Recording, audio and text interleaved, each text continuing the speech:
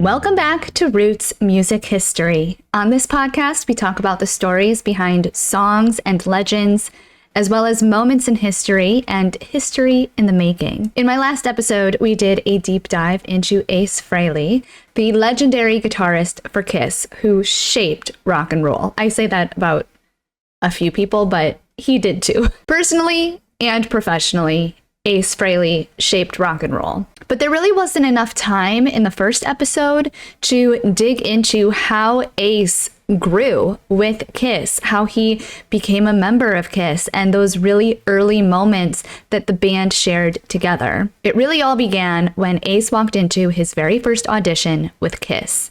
But of course, it wasn't Kiss then. Not yet, at least. I touched on the initial ad that had caught Ace's attention in my first episode I did, where I talked about the stories from Ace's childhood and early days. If you haven't watched that episode, I will link it here and in the description down below, and you can watch that one too. These episodes are in no particular order, by the way, so it really doesn't matter if you watch that first or after this one. You can watch them both separately on your own time. But today I would like to go into a little more detail of the audition itself, because it really does just tickle me. Ace had found an ad in the Village Voice on December 17th, 1972. The ad said, "Lead guitarist wanted with flash and ability." Now, there was a little back and forth on whether the ad was supposed to originally say with flash and balls or not. One side of the story is that they wanted the ad to say flash and balls, but the Village Voice wouldn't publish that. But Ace doesn't really believe that version of the story, because Ace said he had seen way more crass things in the Village Voice before, and he just thinks that was a story the other band members sort of made up and fabricated to make it sound a little funnier. Either way, Ace calls the contact on the ad in the Village Voice, who is a man named Paul Stanley. Now, we all know that his real name was really Stanley Eisen, but at the time, the ad just had the alias name Paul Stanley. In December of 1972, this Stanley Eisen man was just 20 years old. He was just a kid, but he was already going by this alias name. Ace said Paul, and now I'm gonna call Ace instead of Paul. If you watched my first episode, you know that Ace Frehley was originally born with the name Paul, but that's going to get very confusing because now we have Paul Stanley entering the picture, aka Stanley Eisen, and we can't have two Pauls. That's just very, very confusing. So I will now be calling Ace instead of Paul. But Ace said Paul was very professional on the phone when he called him about this ad. He said Paul asked Ace what his credentials were. Had he played live music before? Had he been on stages before? If so, in front of how many people? Did he have technical training? All the things. But arguably, equally as importantly, Paul also asked Ace what he looked like. Ace said he was tall and skinny, and then made a point to say that he looked a little bit like Keith Richards, who, by the way, is one of the most influential guitarists and songwriters in rock history, known best, of course, as the co-founder, guitarist, and primary songwriter of the Rolling Stones, next to Mick Jagger. So Ace was thinking, hey, it probably doesn't hurt to mention and maybe play up the fact that I'm tall and skinny just like Keith Richards, hoping maybe that would get Paul Stanley a little excited about his appearance and be thinking about Keith Richards the whole time he saw Ace play, which could be a good thing or a really bad thing if you're not as good as Keith Richards. And now all anyone's thinking about is Keith Richards and how you're not like him. But Ace was thinking they could see the correlation not only in how they both looked, but hopefully in how they both played as well. So Paul was like, okay, that's fine, Keith Richards, we like that look. So he told Ace about how he and two of his friends were already together in a band. They just needed the lead guitarist, just like the ad said. But he told Ace how, more importantly, they really wanted to be a theatrical band. Loud, hard rock and roll. Softer music, I found in doing research and listening, it's music based on fear. Yeah. The fear, what are they so scared of? You can't hear it. What are you playing so softly for? Yeah. It's very... You know, a lot of the guitarists in the network in New York at that time were married and had kids. You know, they were mid-20s, late 20s. They had lives, or if they didn't have a wife and kids, which most of them did, they definitely had a full-time job and they were just playing guitar on the side. So Ace was one of the few folks who responded to this ad who didn't have a wife, didn't have kids. Ace was in his early 20s too and did not have a 9-to-5 job, was living at his parents' apartment. If you watch the first episode, I do kind of a tour of the apartment. So Ace had freedom, he had time. And more importantly, he was also young and liked loud, hard rock and roll. But Paul made it very clear to Ace they wanted to make ears bleed. And then he gave Ace a timeline. He said they'd be conducting auditions in a couple of weeks and that he was welcome to come down if he'd like. There was no formal time slot that he was supposed to be there at. It was more just open auditions, come on in and out, and we'll see. So they sort of went their separate ways through the holidays of 1972. And then on January 3rd, 1973, the open auditions were officially held. Ace was very excited about this, but he wasn't too excited. You know, he had already played with a pretty well-known band, and it wasn't exactly an experience he wanted to duplicate beat for beat. But he did want to expand his horizons, and he really also wanted to play in a group that not only felt good to him, but could also give him the potential to get to that next level as a guitar player. There was one major problem with the logistics around this audition, though. Ace wasn't exactly sure how he was going to get there. He did not have a car. He often took taxis or public transportation, but he knew he wanted to bring his 50-watt Marshall amp, complete with 8 10-inch speakers. And he also knew he very well could not take that on public transportation, and no taxi cab driver would be that excited to pick up somebody with a huge piece of equipment like that, and it probably wouldn't even fit in the taxi properly. So humility quickly entered when Ace had to ask his mom for a ride. His mom agreed to take him, and as soon as they pulled up to 23rd Street, just off of 5th Avenue, that's where the auditions were being held, Ace said he was overwhelmed with this really odd feeling of nervousness. He said he usually wasn't nervous about things like this, but it was almost like he said he knew in his unconscious mind that this was going to be a big moment in his life, but he couldn't really put his finger on it. So he just has the jitters for some crazy, divine music intervention reason. And his mom pulls up to drop him off, and he says, "Hold on a second, Mom." He gets out of the car. He goes next door. He goes in, gets beer, comes out, gets his amp, and then takes the beer and the amp and his guitar up to do the audition. At the time, I got there a little early. I had one red sneaker, one orange sneaker on. He was like, I was in the elevator and I cracked open the beer and I'm like, let's go, let's do this. He gets off the elevator and it's in this loft, picture just a basic New York City brick loft. It's a very narrow hallway and there are musicians, just a handful of guitarists with their guitars, kind of noodling around waiting to go into this room. So Ace looks into this room where someone's already in there playing for these 3 guys. Bob Kulick was auditioning when I got there. And he said there were just empty egg cartons glued on the walls for makeshift soundproofing. That's how, low key this audition space was. Not professional by any means. And I love this story about how Ace auditioned for Kiss because it reminds me of the story of Tom Petty. That's a different Roots documentary for a different day, but Tom Petty basically had responded to an ad in a similar manner and said he was driving out to do his whole thing, and he said he got so scared because it felt so creepy. And he was like, it was this rundown shack in the middle of nowhere, turned into the best music history experience ever, the best story in music history. But and the best relationship between him and the person he was meeting there, which I don't want to give things away because it's, I do want to make a video about it. But this story reminds me of that. And you picture this New York City loft with just like empty egg cartons everywhere. Very makeshift, but they were making do with what they had in a very ingenious way. Now, these auditions were pretty busy.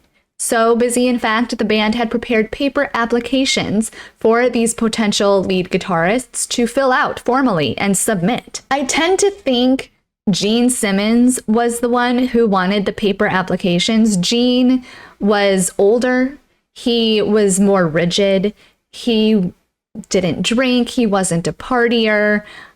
He was like the most businesslike man out of all of them. And I sort of think it was him who said we need paper applications. But, someone like Ace walks in, and Ace had never filled out anything like that before. He hated school, hated homework, hated anything administrative. He said he had never filled out a job application in his life. And he took the application and he looked at it. He started to fill out like 1 or 2 fields and was like, this, and he just crinkled it up and threw it on the ground in front of them, in front of Gene and Paul and Peter. He was like, yeah, that might not have been the best first impression, but you know what? He was a guitarist. He was a guitar daddy. We know how you guys are. Some first impression though. But then Ace started to play. I think the band did a pretty good job of not looking overly impressed, at least not outwardly. But Ace does remember that as he was leaving, he could tell they were all having a very positive reaction to his performance and his playing.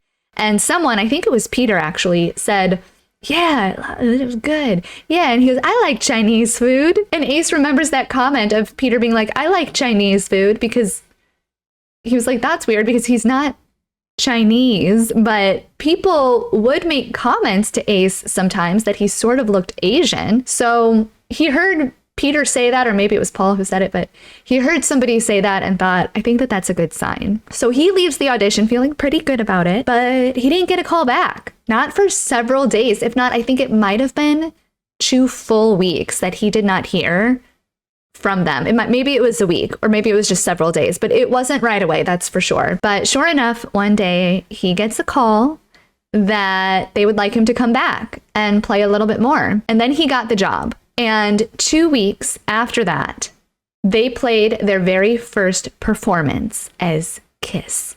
But it was just a week before their first performance that they actually came up with the name Kiss, and it was very spur of the moment. They were all sitting around, throwing around ideas, and Peter had previously been in a band called Lips. So from that, Paul then spewed out the idea Kiss, and they all loved it. Ace was actually the one who went home and drew out the famous Kiss logo with the lightning bolts for the S's. He also had like a diamond above the I, but he later dropped that. And he does credit Paul later on with cleaning up the logo, whatever that means. But he says he was the one who came up with the actual lightning bolts. It was on January 30th. They had their first live performance. It was a nightclub called Popcorn, but this was not a major club by any means. Although it did get a steady flow of traffic, somewhat steady flow, it was more of a local hangout spot than a major New York club, and it wasn't really well known for having really popular musical acts. It would just have local bands kind of come up every now and then. Now, reports vary on how many people were actually there that night. January 30th in 1973, the night of their first performance here, was a Tuesday night. So keep that in mind, and also keep in mind, it's the end of January in New York City.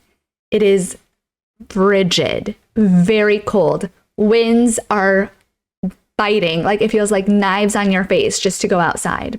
So some reports say that there were, actually a lot of reports say there were only about 3 patrons in the club for this show. Others, mainly the people in the band themselves, say there were closer to 10 people. I personally think for a small Tuesday night, which is biting cold in January's frigid temperatures, just this local hangout spot, not really well known, a band coming in no one's heard of. I tend to think there were probably 3 to 4 customers and then maybe like 3 members of the staff, like the bartender, a waitress, and maybe like the owner of the club. Now, when the boys first walked in, they got some unwelcoming looks from the customers. And you can imagine that the customers in the club that night were just regulars. You know, this was not a Friday night hype night. Gene was 23 years old. He was tall. He also teased his hair that night to be really high. So first of all, he's really tall. His hair is even taller. And he had painted his face like a demonic kabuki mask. And Paul walks in. Paul had just turned 21 a couple weeks prior, and he had a silver star over one of his eyes. And then Ace walks in, our special spaceman Ace, with lightning bolts streaked across his temples. Peter also dressed up for the occasion. Peter was dressed in green feline makeup that shimmered under the bar's very cheap lights. And one guy reportedly muttered as they walked in, quote, "What the hell are these clowns supposed to be?" Oh, and apparently that night at the popcorn club, the popcorn machine wasn't even working that night. So just, you can imagine. After a very awkward sound check, Gene's voice then echoes through the room as he goes up to the microphone and he says, through his painted, demonic-looking face, "Good evening. We're Kiss." To which no one even batted an eye. Maybe a couple regulars might have looked up just because, like, the noise kind of startled them. You're like, oh, someone's talking. But nobody was excited. There was no clapping. There was no anticipation.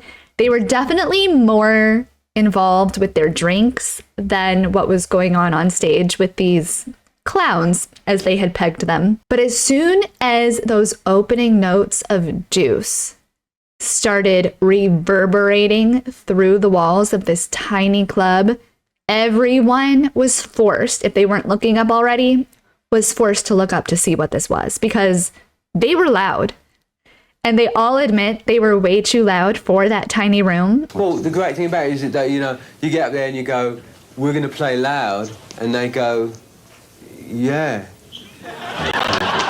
What will they say? It's live. What could they say, right? Yeah. They can't say stop. They can't say sorry. No, loud. One guy reportedly yelled, "Turn that damn noise down," to which the boys did not. In fact, they turned it up because we're gonna make your ears bleed. But this was their first show, and to the boys on stage, they all played their hearts out like they were standing on stage at Madison Square Garden. They didn't care who was or who wasn't there. They didn't care who was yelling at them for all the wrong reasons. This was their moment, and they played their full set with absolute conviction, which, by the way, their full set consisted of their first song, Juice, followed by Watchin' You, and then Firehouse, Black Diamond, and Strutter.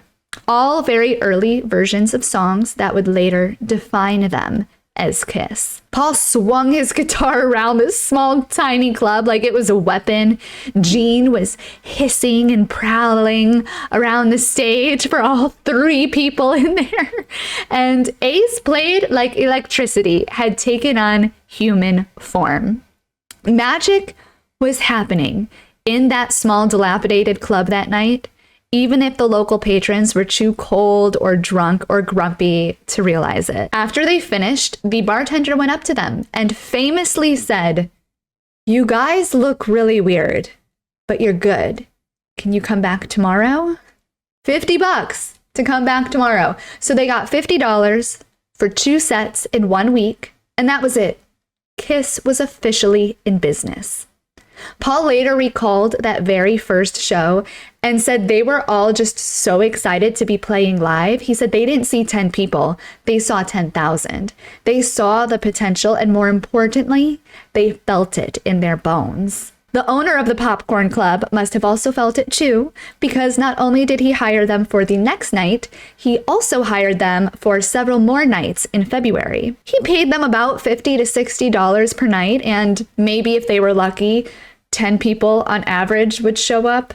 But this really served as their first consistent run of performances, and this is where they really created the foundation of their stage personas. It's a little bit confusing because in early February, the club was renamed the Coventry, which I can't help but wonder if the popcorn machine being out of order contributed to the rebranding of this club or not. But after playing a few gigs at the Popcorn Club / Coventry / also sometimes it would be referred to as the Coventry 2 because there were 2 rooms there, but there were not 2 Coventrys.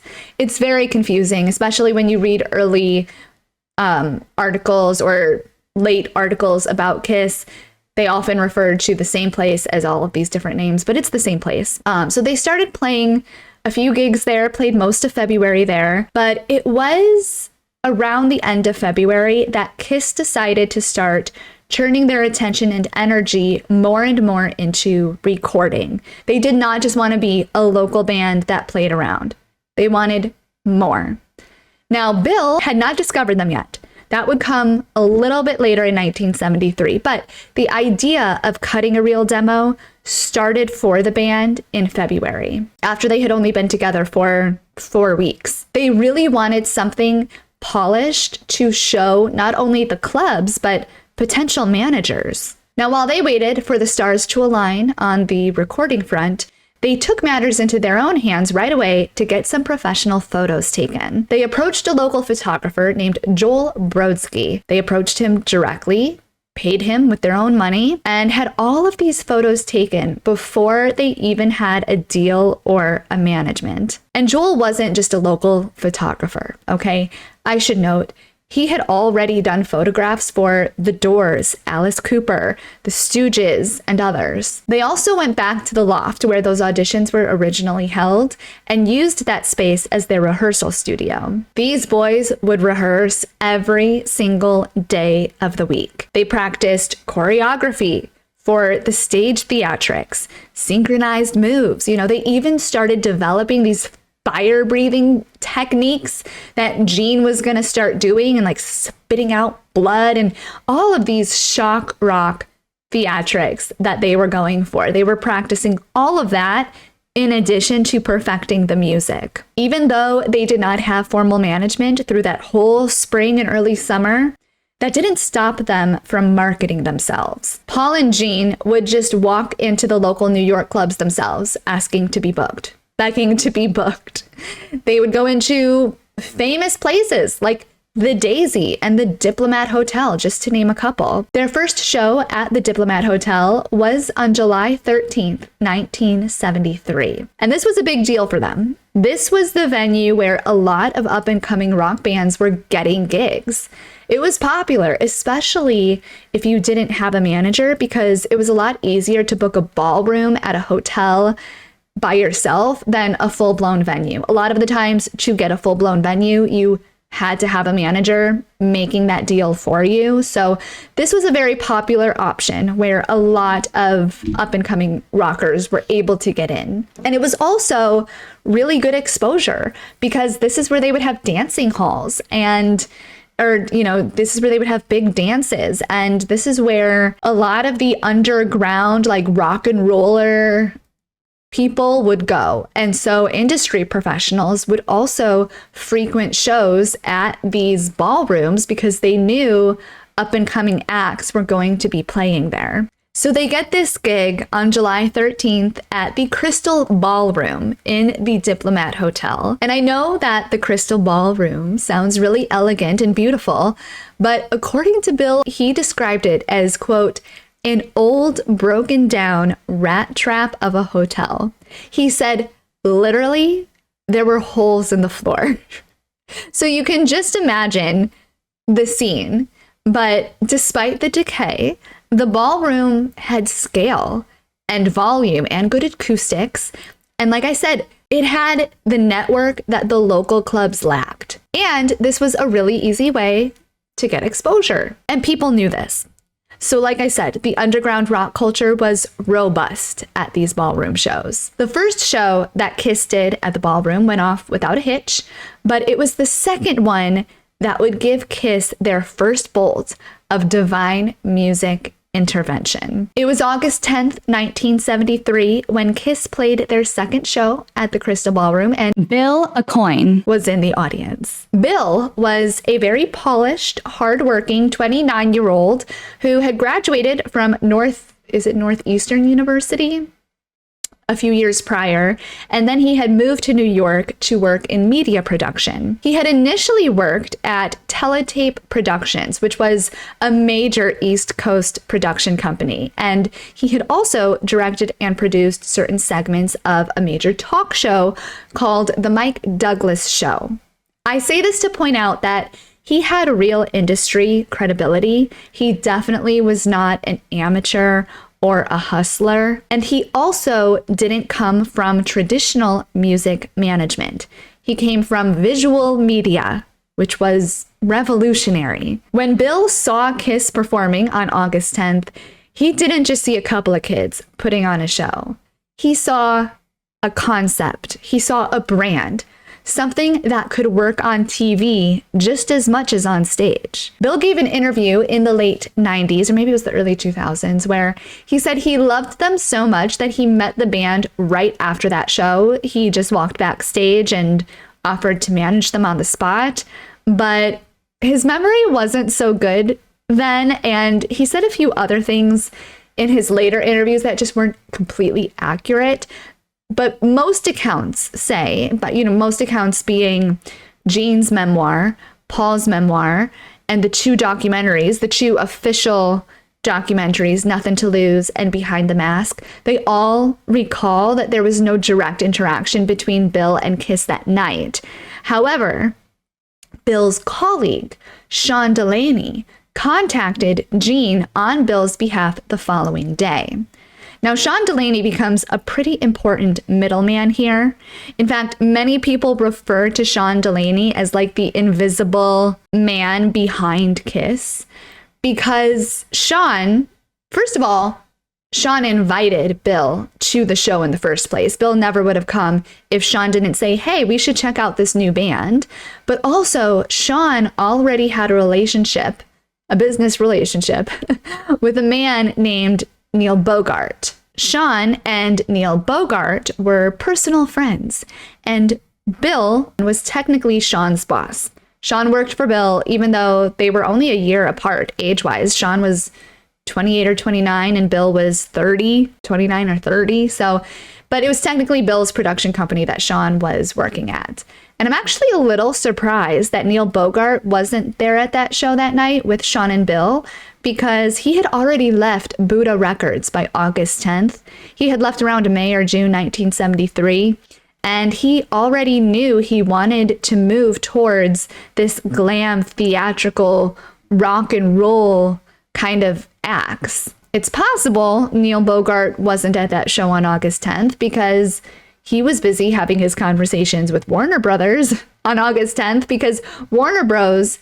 Actually offered Neil Bogart the funding to start a new label that summer if, a few ifs, if, number one, he promised he'd be able to provide a solid business plan, no problem. Number two, he promised he would bring in new artists. And three, he promised he would put together a really strong management team for those artists. So Neil is at a very pivotal place in his life and career at the time that Sean is working for Bill and they go and see Kiss. So Sean Delaney calls Gene Simmons a few days after that show at the Diplomat Hotel, and he says, "Hi, my name is Sean. I work with a man named Bill Aucoin." He didn't partake in any small talk, and he simply said, "Bill saw you at the Diplomat the other night, and he'd like to meet with you." Now, for Gene, from Gene's perspective, he said Sean sounded very professional, very matter-of-fact, not like a fanboy, not hyped up at all. Gene also said this was his first time ever hearing Bill's name. He had no idea who Bill Aucoin was. You know, he wasn't, like I said, he was more a media person. He wasn't in the music scene. And Gene was surprised to get this call because the guys were actively trying to market that August 10th show to industry people. They were trying to get industry people to attend the show. And so he said when they were playing, they were looking out in the audience, looking for people who worked in the industry who might have seen the ad and come. And he said they did not see any industry people in the audience. So he's like, he gets this phone call and he's like, I'm sorry, who are you? He said he didn't say, who are you? But he said, and where did you see us? At the Diplomat Hotel? He was like, on August 10th at that show? And Sean was like, yes, at that show. And then he says, look, come into the office because Bill wants to talk to you. Well, the office turns out to be 15 Columbus Circle in New York City, a very nice office space, which was the office of Direction Maze Productions. Direction/Maze Productions. Before they hung up the phone, Sean said to Gene, don't be late. Gene got a little nervous about that because being in a band with a bunch of musicians, they tend to be late. So Gene gets the guys together and he's like, fellas, we're going to an office. And they were like, an office? And Gene was like, yes, we are going to the office and we cannot be late. And we have to look nice and professional. The day that they were set to meet, they did not put on their makeup. They did not put on costumes. They wore their nicest street clothes that they had. They all get there and they walk in. They were early, by the way, because they were very worried about being late since Sean said, do not be late. They were very early and they show up in their clothes, no makeup, no outfits. And they all said they felt very intimidated by the office environment. Gene and Paul reportedly were the most businesslike of the group. So they were kind of in the front, and then Ace and Peter kind of stuck towards the back and sort of like tried to swamp into the background and remained pretty silent and stoic the whole time. Gene and Paul were the ones who first shook Sean Delaney's hand and kind of led the way with Sean as he escorted them to Bill's office. And Sean walks them all into Bill's office, and Peter said that Bill, quote, looked like he belonged in Hollywood. And Ace simply said he didn't look like any manager I'd ever met. So you can just imagine how polished and pristine Bill looked to them, very businesslike. And they also all agreed, they immediately felt that they were dealing with someone important. Bill told them that he liked what he had seen at the Diplomat, but that they needed discipline. They needed direction. They had the potential to become something huge, but they needed him. And it was then that he made his famous statement where he said, quote, I will manage you, but we need to get a record deal within 2 weeks. And that line stunned the guys. They had never met someone with that level of confidence before. And it's really funny to read each person's memoir and see what they had to say about this moment, because every band member has recalled this moment in interviews and memoirs, and each of their reactions is just so on brand to who each person is. Like, for example, Gene said, it was the boldest statement I had ever heard. Paul said, this was someone who believed in destiny. Peter said he talked like a movie director casting a film. And Ace said, quote, he didn't even know what a record deal really meant. It just cracks me up. The meeting, by the way, with all of them, reportedly only lasted about 20 or 30 minutes, but it left the band feeling electrified. They said they walked out of that office like they were floating. They floated out. They felt like they were walking on clouds. Once they got to the elevators, Sean Delaney looked at them as he pushed the elevator button and he said, don't screw this up. Bill is the real deal. And in that moment, the guys knew they were onto something. And this was potentially the beginning of something really frickin' crazy. I could go on and on, as you know. And with the first episode, it was around the half-hour mark where I cut it off and I said, I'm going to make another episode, another part to this. And this is, of course, part 2, even though you don't have to watch it in any order. But I will be making another video where I talk about the journey that takes place after that moment where Sean pushes that elevator button and says, don't screw this up. Bill's the real deal, because this, my friends, is just the beginning of the Kiss journey. So if you like this type of content, please don't forget to hit the thumbs up button and subscribe to the channel. You also have the option to give the channel a super thanks. A super thanks is a button at the bottom of the play bar that allows you to donate any amount of money that you would like to the channel and to the production of these episodes. Your donations are imperative to paying off all of my subscriptions. You might not realize it, but I have a lot of monthly subscriptions that go into this for my camera, for the streaming software, for the editing software, for the newspapers that I obtain, for all of the research that I do, for the Zoom. I have like a premium Zoom that I pay for to do interviews with people. So a lot of that adds up, and I am forever grateful to anyone who has ever donated a super thanks to these stories.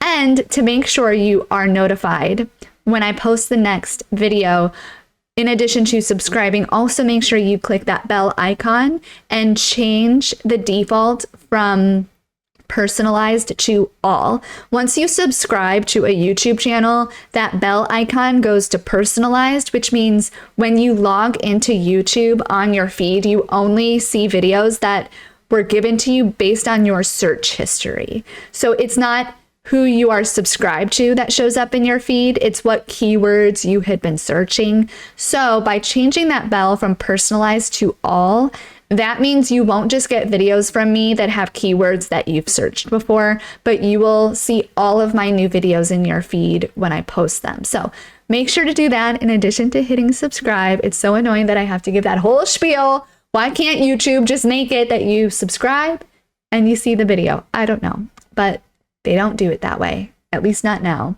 So thank you so much for being part of the Roots Music History family, and I will see you on the next Roots Rockumentary.